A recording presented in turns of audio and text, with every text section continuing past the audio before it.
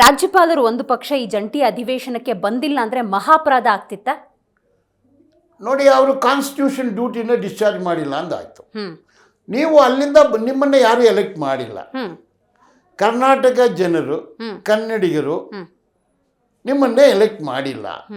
ನೀವು ಬೇಕಂದು ಕೇಳಿಲ್ಲ ಸರ್ಕಾರ. ನಿಮ್ಮನ್ನ ಸೆಂಟ್ರಲ್ ಗೌರ್ಮೆಂಟಿಂದ ಕಳಿಸಿದ್ದಾರೆ. ನೀವು ಆ ಗೌರ್ಮೆಂಟಲ್ಲಿ ಮಂತ್ರಿ ಆಗಿದ್ರಿ, ಅಲ್ಲಿಂದ ನಿಮ್ಮನ್ನ ಕಳಿಸಿದ್ದಾರೆ.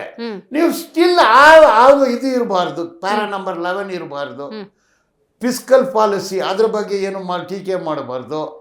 ಈಗ Mahatma Gandhi rural employment greatest human scheme, ಅದನ್ನ ಕಿತ್ತಾಕಿದ್ರಿ ನೀವು.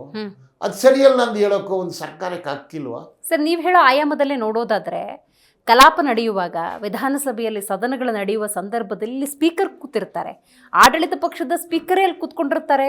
ಇದನ್ನು ನೀವು ವಿರೋಧಿಸಿದಂಗೆ ಆಗ್ಬಿಡುತ್ತೆ. ಸ್ಪೀಕರು ಏಜೆಂಟ್ ಆಗಿ ಬರೋಕ್ಕಾಗಲ್ಲ, ರೆಪ್ರೆಸೆಂಟೇಟಿವ್ ಅಲ್ಲ.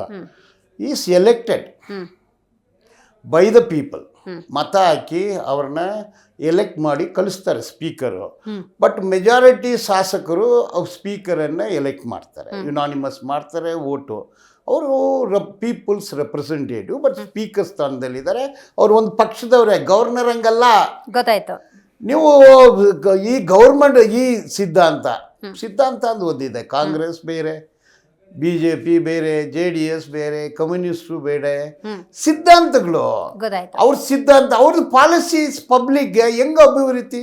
ಅವರ ಎಲೆಕ್ಷನ್ ಮ್ಯಾನಿಫೆಸ್ಟೋ, ಗವರ್ನರ್ಗಳು ಎಲೆಕ್ಷನ್ ಮ್ಯಾನಿಫೆಸ್ಟೋ ಮಾಡೋಕ್ಕಾಗತ್ತಾ? Right sir. ಹಾಗಾದ್ರೆ ಕರ್ನಾಟಕ ಕಾಂಗ್ರೆಸ್ನ ರಾಜ್ಯ ನಾಯಕರಿಗೆ ರಾಜ್ಯಪಾಲರ ನಡೆಯ ಬಗ್ಗೆ ಅಸಮಾಧಾನ ಅನ್ನೋದು ಉಂಟಾಗಿದೆ. ಹಾಗಾದ್ರೆ ಕಾನೂನಾತ್ಮಕ ಹೋರಾಟವನ್ನ ಮಾಡ್ಬೋದಾ? ಈ ರಾಷ್ಟ್ರಪತಿಗರಿಗೆ ದೂರು ಕೊಡೋದು ಅಥವಾ ಸುಪ್ರೀಂ ಕೋರ್ಟ್ ಮಾಡಬೇಕು, ಹೋಗ್ಬೋದು. ಆರ್ಟಿಕಲ್ಸ್ ಅದು ಕಲ್ಕಟ್ಟ ಹೈಕೋರ್ಟಲ್ಲಿ ಇದೇ ರೀತಿ ಬಂದಾಗ ಕಲ್ಕಟ್ಟ ಹೈಕೋರ್ಟಲ್ಲಿ ತೀರ್ಮಾನ ಮಾಡಿದ್ರಲ್ಲ, ಗವರ್ನರು ಎಡಿಟ್ ಮಾಡಂಗಿಲ್ಲ, ಡಿಲೀಟ್ ಮಾಡಂಗಿಲ್ಲ, ಆ್ಯಡ್ ಮಾಡಂಗಿಲ್ಲ. ಆರ್ಟಿಕಲ್ 163 ಏನು ಹೇಳುತ್ತೆ? Council of ministers headed by chief minister.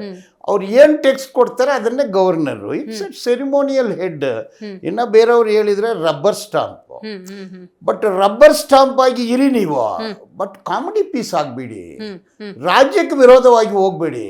ಈ ರಾಜ್ಯದಲ್ಲಿ ಇದು ಒಂದು ಸಂಸ್ಕೃತಿ ಇದೆ, ಇದಕ್ಕೆ ಒಂದು ಇದು ಕನ್ನಡಿಗರು, ಕನ್ನಡ ನಾಡು, ಕನ್ನಡ ನೆಲ, ಕನ್ನಡ ಜಲ, ಇಲ್ಲಿರೋ ಜನರು, ಇದು ಕರುನಾಡ, ಇಲ್ಲಿ ಇರೋ ಕಲ್ಚರ್ ಸಂಸ್ಕೃತಿ, ಅದನ್ನು ಕಾಪಾಡಬೇಕು, ಅದಕ್ಕೆ ಫಂಡ್ಸ್ ಬೇಕು, ಅದು ಸ್ಟೇಟ್ ಮಾಡಬೇಕು.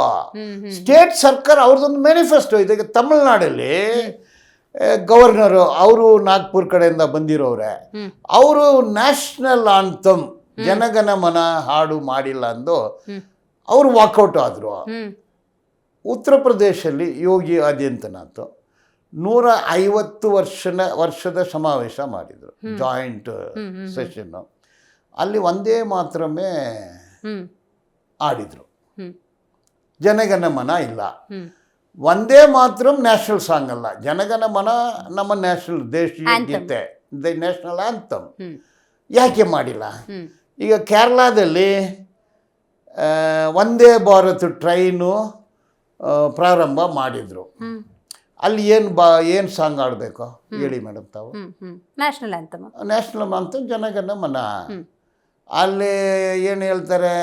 RSS ಸಾಂಗ್ ಆಡ್ತಾರೆ, ನಮಸ್ತೆ ಸದಾ ವತ್ಸಲೆ, ನಮಸ್ತೆ ಸದಾ ವತ್ಸಲೆ ಮಾತೃ ಭೂಮಿ. ಇದು ಹೆಂಗದು? ವೆದರ್ ದಟ್ ಇಸ್, ನೀವು ಅದನ್ನು ನ್ಯಾಷನಲ್ ಸಾಂಗ್ ಆಗಿ ಮಾಡಿಬಿಡಿ, ಆಮೇಲೆ ನಾವು ಆಡೋಣ.